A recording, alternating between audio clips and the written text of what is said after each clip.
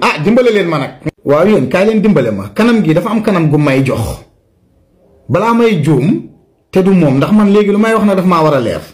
sànq dama gis benn vidéo am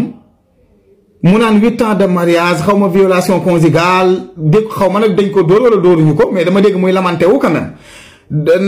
benn matelas bi lañ ma bàyyee te man kanam gii su ma juumul lool daf may jox fam benn xale bu jigéen bu fi wéyoon Yaane Koddu bi fi imité woon benn affaire Yaane Koddu bu ci waaye son bu jàlloon waaye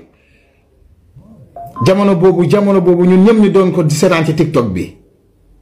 du xale bu jigéen boobu bu dee du moom ngeen dimbale ma nag ne ma du moom